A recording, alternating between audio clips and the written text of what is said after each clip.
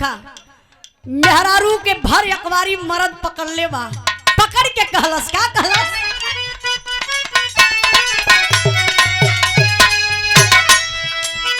मर्द का मिजाज खुश कोई दायर रानी,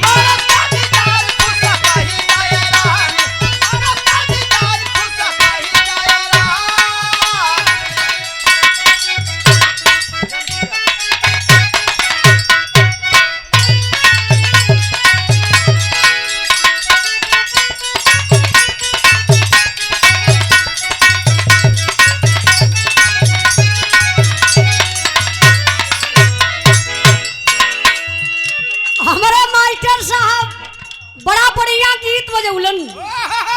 समाज को देखते हुए।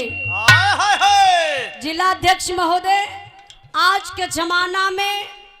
90% लोग दारू पियत बा, हम तो 10% में है। हाँ हाँ कक्का, ए भैया देखा हो मनोज भैया, 90% मर्द दारू पियत हो और 70% मेहरारू दारू पियत है। हाँ, तो 70 वाले में क्या हो? अरे मूर्ख आदमी, हमसे तो कोनो, अब आप लोग सुरतियों बनेगा तो ना सह पाईला, लेकिन हम जानली कैसे कि मेहरारू भी दारू पिएली। हाँ, कैसे? यही चुनाव में इहो लड़ला ना प्रधान जी,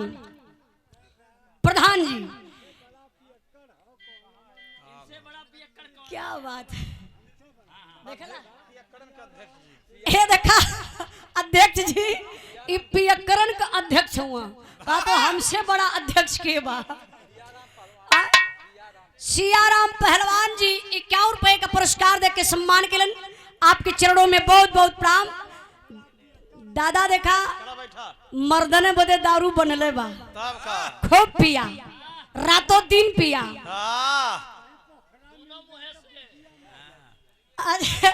आप पैक मिला पिया। साथ में पहले हिलावे शुरू का।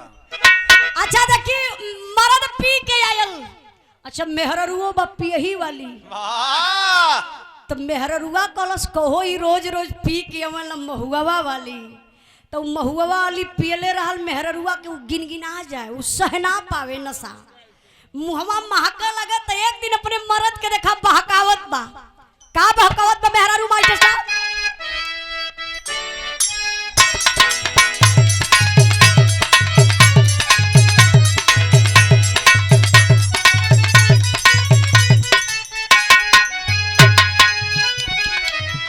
इहे मेहरारू कहत बा मास्टर साहब,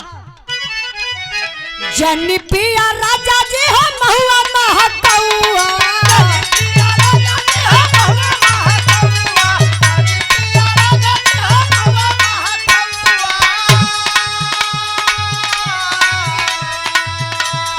जन पिया राजा जी हो महुआ महकौआ, कहत मंगा दिए गो रमावे के पौआ, कहत मंगा दिए गो रमावे के पौआ,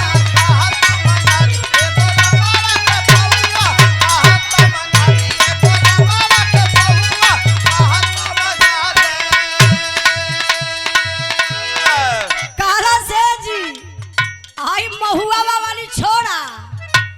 कहता तो पैसा दे देता, कुछ पैसा हमारे पास हो, मिलाए के बढ़िया क्वालिटी का रम मंगा दे इतना रजा। हाँ, तो रात भर गरम रखत,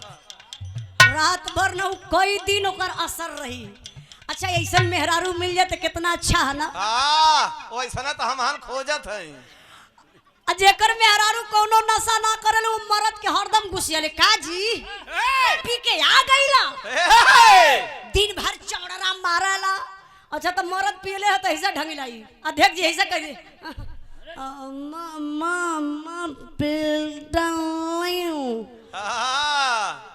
और सुजीत पहलवान जी आ रहे, मुझे जबरदस्ती एक पैक पिला दे। अब बता, पहलवान जी से मुलाकात हो ना भाई, पियले हुआ अपने अध्यक्ष जी के बदनाम करत हुआ, मेहरारू करो हाँ हाँ हाँ मिले तब अध्यक्ष जी के बताई, बिहान भर मेहरारू गई का है अध्यक्ष जी दारुओ बाटत होगा रतिया का कइले रहला अध्यक्ष जी के मतलब का हमरे हां हम राती कुछ करी तो से का मतलब रे अध्यक्ष जी के पता ना लेकिन उ पियक्कर बा अपन जान बचाई ढंगलाए के खाली मैं कसम खाता हूं उनके बगल में महंत जी बैठन से फोन लगा के अभी तुम बात कर लो ला मानतो जी रात में जो उनकी दारू छुए के ना बा अब मरद बेचारा परेशान की मेहरारू जान गइल बा मेहरारू पिए वाली ना बा तो जानत हो जे जोन मेहरारू ना पिए ले वो अपने मर्दे से कितना दूरी बनाई इतनी दूरी बना के रखी हां एक आध बित्ता काहे बदे मुंह न सट पावे हाँ लेकिन पिए वाली है एक बात और बतावत बा का बतौले बमल चसा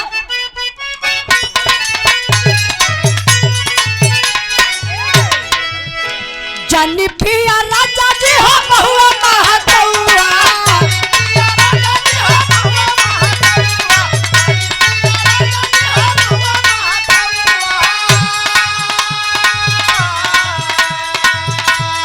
जानी पिया राजा जी हो बहुआ महतौआ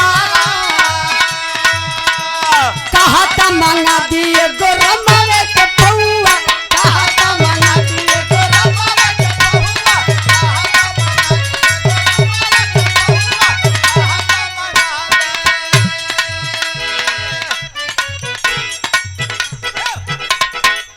देसी दारू पिए में 1000 बाटे खर्च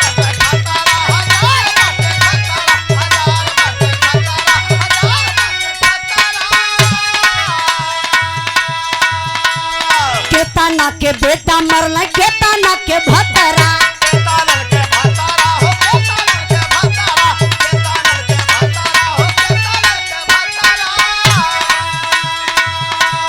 महंगा चीज मजा दे सजा सतौआ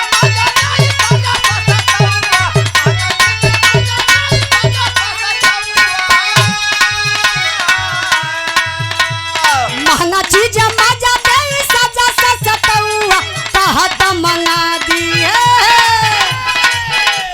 कहत मंगा दिए गोरमावे के पौआ कहत मंगा दिए गोरमावे के पौआ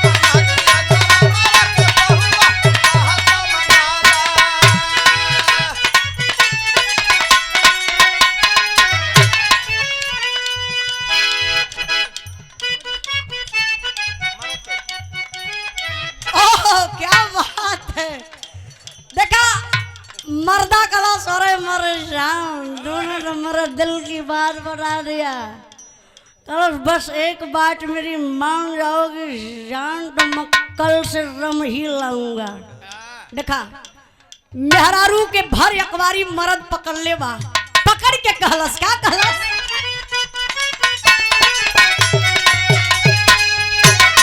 मर्द का मिजाज खुश कोई दायर रानी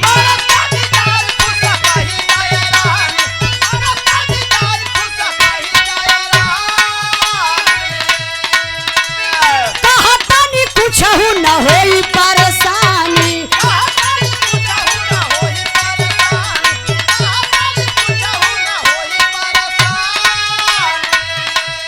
मर्द का मिजाज खुश कोई दायर रानी कहतनी कुछ न होई परेशानी वीडियो बनाई भगल अपना मोबाइल में जी अपना मोबाइल में अरे वीडियो बनाई भगल अपना मोबाइल में जी अपना मोबाइल में नाचा ये